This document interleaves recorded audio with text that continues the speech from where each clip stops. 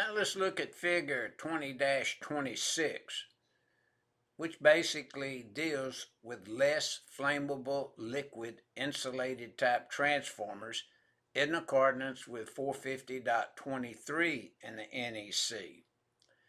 And these transformers use a listed high fire point liquid. And of course, they're installed indoors, but only in a non-combustible area of non-combustible buildings. The NEC sets the minimum fire point of 300 degrees Celsius or 572 degrees Fahrenheit.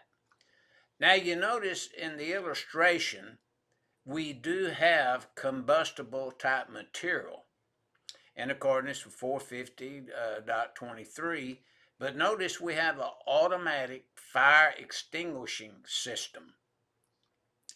And under those conditions, then that transformer could be installed in this area.